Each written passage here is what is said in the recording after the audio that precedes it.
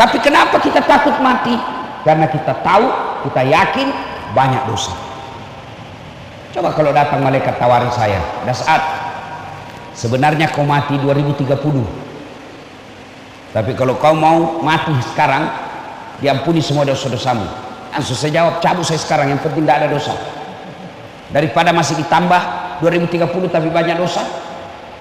Maka Bapak Ibu saudara-saudara sekalian, doa agar kita bisa menghadapi sakaratul maut dengan baik. Kita lihat di medsos, lagi sepeda mati, ada yang lagi jogging mati, bahkan ada yang lagi selingkuh mati. Itulah makna dari ayat ya ayyuhalladzina amanu taqullaha haqqa tuqatih wa la tamutunna illa wa antum muslimun. Jangan kamu mati kecuali matimu dalam keadaan beragama Islam. Nah, bagaimana agar kita bisa mati dalam keadaan beragama Islam? Ini yang ingin saya sampaikan. Sebab banyak di antara kita sudah tua. Orang Bugis bilang matoa nih kajili-jili mopi. Sudah tua tapi tidak sadar-sadar. Selalu dimakan oleh hayalan, masih lama kau mati. Padahal tidak ada orang janji masih lama dia mati.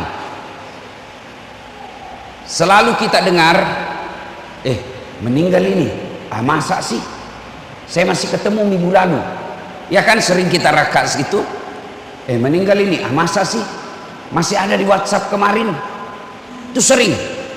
Tapi yang jarang, bagaimana kalau kita yang meninggal.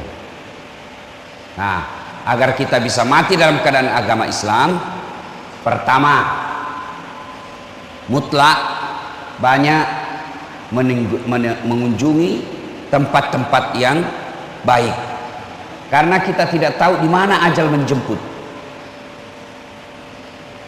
Maka yang bagus bisa mati dalam keadaan beragama Islam, matinya kita tidak dalam keadaan membawa kekafiran. Jangan kunjungi tempat-tempat maksiat, tempat karaoke. Siapa tahu di dalam lagi ada cewek, ajal menjemput. Tempat-tempat maksiat biliar yang di dalamnya ada minuman keras, restoran-restoran yang ada minuman keras, ada khamar di dalamnya, bisa membuat kita matinya dalam keadaan membawa kemaksiatan. Hindari tempat-tempat maksiat. Kita tidak tahu ajal di mana menjemput. Maka sebaliknya, kita datangi tempat-tempat ibadah. Kita datangi tempat-tempat yang berbuat kita dekat dengan Allah. Pengajian. Mudah-mudahan kita dalam dengar ceramah seperti ini, ajal menjemput. Kita datang berjamaah di masjid. Itu di Makassar. Ada orang, sahabat saya, lagi khutbah Jumat. Antara khutbah pertama, khutbah kedua, dia istirahat. Tak enak dia rasa, meninggal dalam keadaan khutbah. Ada juga orang yang meninggal dalam keadaan sujud. Maka saudara-saudaraku, terutama bapak-bapak ini yang sudah muka-muka sakaratul maut, ya, rajin-rajinlah ke masjid, ke tempat-tempat pengajian, mengaji. Mudah-mudahan dalam keadaan kita membaca ayat suci Al-Quran, Allah menjemput kita. Na'udzubillah min zalik.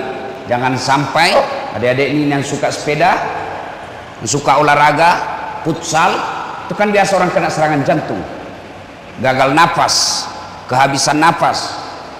Silahkan olahraga, tapi jangan kelihatan aurat. Silahkan naik sepeda, tapi jangan kelihatan pahamu. Karena kalau laki-laki kelihatan paha itu sama hukumnya perempuan tidak pakai jilbab. Ada yang bilang, kan tidak ada nafsu lihat paha saya. Siapa bilang? Siapa tahu ada janda-janda tua sudah lama tidak lihat paha, bisa jadi.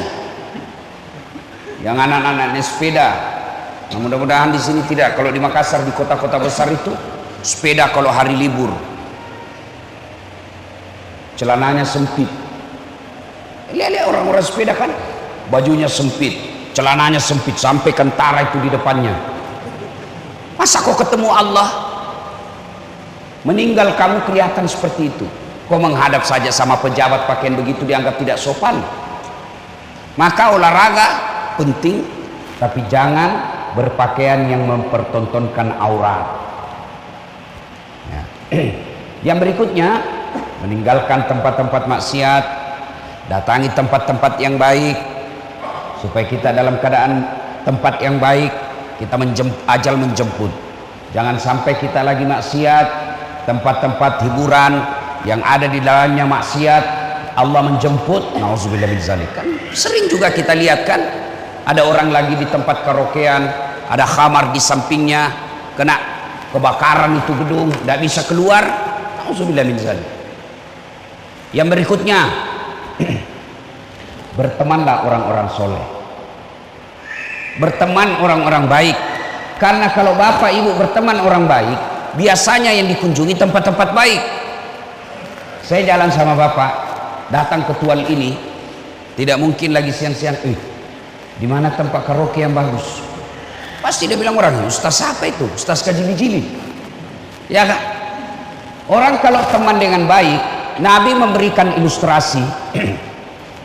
Nah ibu bapak saudara-saudara sekalian, tadi supaya bisanya kita wafatnya dalam keadaan membawa keagamaan, dalam keadaan husnul khotimah, ya, datanglah tempat-tempat yang baik, hindari tempat-tempat maksiat.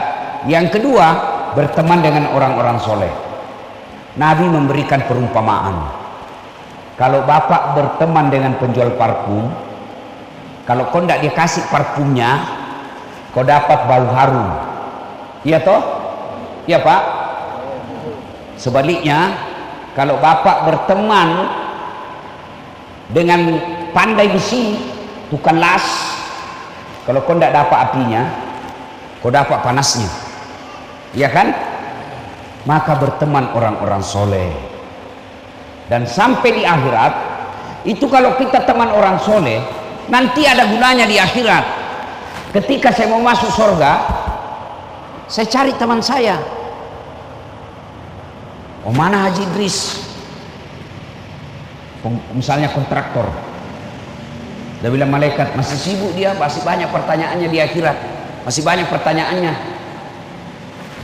Saya mau masuk, gelisah. Allah berkata, kenapa kau gelisah? Saya cari itu temanku, gara-gara dia saya bisa sampai dakwah di Tual, gara-gara dia saya bisa dakwah di Jakarta, gara-gara dia saya bisa ke Malaysia, saya bisa dapat amal dakwah gara-gara itu yang selalu undang saya. Lalu Allah katakan, kalau begitu ambil itu temanmu yang masih banyak masalahnya di neraka, ambil, bawa dia masuk ke dalam surga. Itulah sebabnya pak, kalau bapak punya teman baik, genggam tangannya, dia akan mengajakmu masuk ke dalam surga. Cuma kita lebih senang bersahabat sama pejabat. Pejabat datang ke rumah kita muliakan, kita cium tangannya, padahal baru saja tanda tangan korupsi.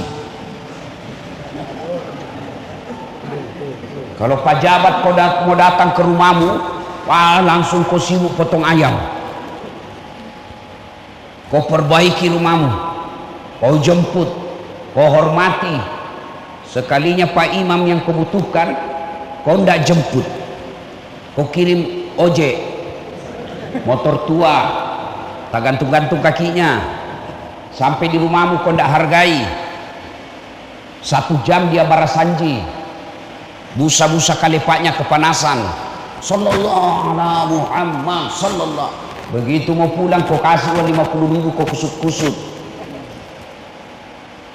Padahal dia datang doakan kamu, itu pejabat datang dia tipu kamu. Maka kata Nabi, bertemanlah orang-orang yang soleh. Ada 7 golongan orang di padang mahsyar nanti dapat perlindungan dari Allah, di mana pada saat itu tidak ada lagi perlindungan kecuali datangnya dari Allah. Padang mahsyar namanya, dikasih dia ruang istimewa, ber-AC sambil menunggu gilirannya dipanggil, menunggu gilirannya diadili. Dia dimasukkan ke ruang PPIP, ber-AC, dilayani bidadari, baru dia pikir sudah dikasih.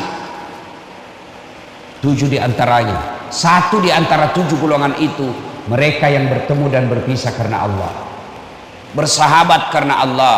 Kalau kau bersahabat karena jabatan, hilang jabatanmu, hilang temanmu.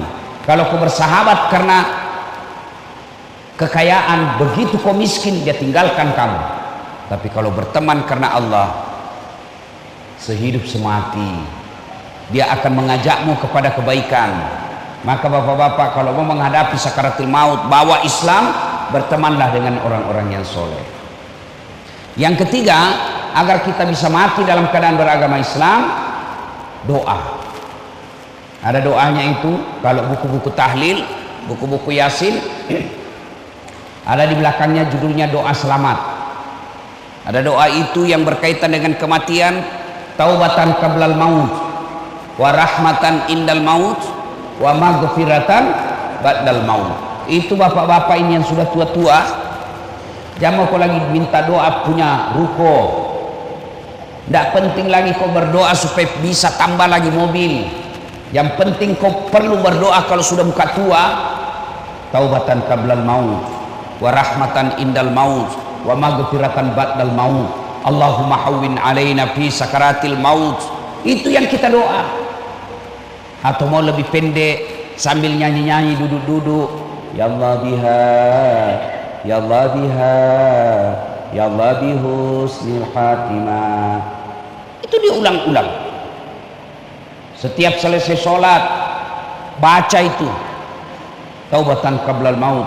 Ya Allah, berikan saya kesempatan bertaubat sebelum mati.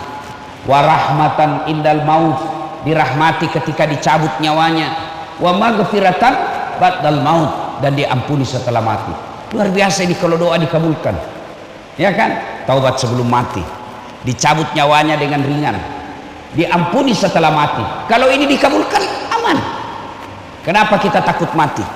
Karena kita yakin banyak dosa. Padahal mati itu syarat ketemu Allah. Mati itu syarat ketemu Allah. Mana bisa kita ketemu Allah kalau tidak mati dulu? Ibu-ibu mau ketemu Allah? Mau ketemu Allah, ibu? Syaratnya harus mati dulu. Tapi kenapa kita takut mati? Karena kita tahu, kita yakin banyak dosa. Coba kalau datang malaikat tawari saya, dah saat sebenarnya kau mati 2030, tapi kalau kau mau mati sekarang, diampuni semua dosa-dosamu. Langsung saya jawab, cabut saya sekarang, yang penting tidak ada dosa.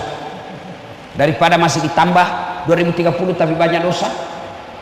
Maka Bapak Ibu saudara-saudara sekalian, doa agar kita bisa menghadapi sakaratul maut dengan baik. Dan ketika orang menghadapi sakaratul maut, jangan pikir main-main. Nabi Idris alaihissalam pernah melakukan percobaan. Ya Allah, saya mau tahu rasanya sakit sakaratul maut. Allah katakan cabut nyawanya. Sudah dicabut nyawanya, dihidupkan kembali dengan izin Allah hidup. Lalu Nabi Idris katakan, saudara-saudara sekalian, kamu mau tahu sakitnya sakaratul maut, keluarnya nyawamu dari tubuhmu, kau dikuliti hidup-hidup 1000 kali lebih sakit daripada sakaratul maut. Apa lihat orang dikuliti, mana bisa kita hidup kalau dikuliti hidup-hidup? Tapi kata Nabi Idris, menghadapi sakaratul maut lebih sakit daripada dikuliti hidup-hidup, 1000 kali lebih sakit. Nauzubillah min dzalik. Maka itulah saatnya, itulah sebabnya selalu diajarkan kita berdoalah ada menghadapi sakaratul maut dengan baik.